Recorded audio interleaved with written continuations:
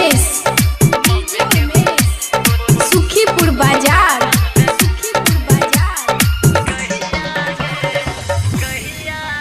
हमर मम्मी के पुतोह बनबे कहिया गे कहिया गे। जहिया पापा के मना ले बतहिया रे।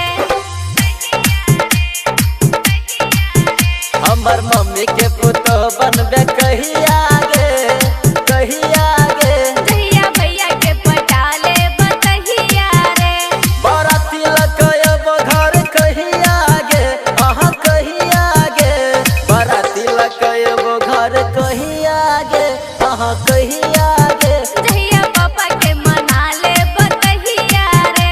हमर मम्मी के पुतोह बनबे कहिया गे कहिया गे। जहिया भैया के पटा ले बतहिया रे।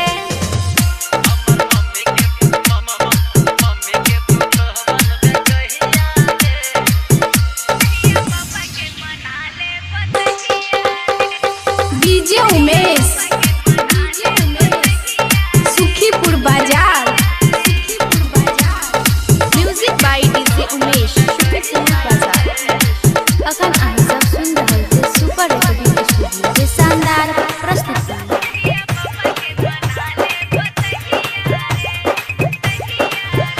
एके पापा के तोरा मनाई हम लेबो। एके पापा के तोरा मनाई हम लेबो। भैया से जाके हम बात कर लेबो। पहले पापा से तू कॉली हा बात रे। तब जाके भैया से करिहा मुलाकात रे। एके प्यार वाला बात करबे कहिया गे कहिया गे। जहिया पापा के मना ले बतहिया रे। हमर मम्मी के पुतोह बनबे कहिया गे अहाँ कहिया गे। जहिया भैया के पटा ले बतहिया रे।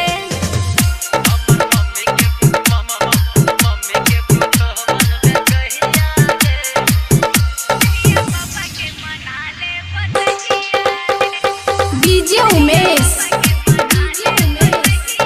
सुखीपुर बाजार। Music by DJ Umesh Sukhipur बाजार। अखन अहाँ सब सुन रहल छै सुपर रिकॉर्डिंग स्टूडियो के शानदार प्रस्तुति।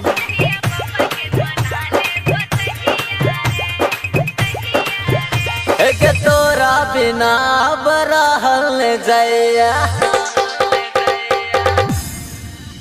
एके तोरा बिना अब रहल जाइया। तोहर जुदाई अब सहल जाइया। भेटै लये बो तोरा रोजे रोज रे। द के जेबो तोरा लब वाला डोज रे। एके हमरा घर जेबे तू कहिया गे कहना कहिया गे। जहिया पापा के मना ले बतहिया रे। हमर मम्मी के पुतोह बनबे कहिया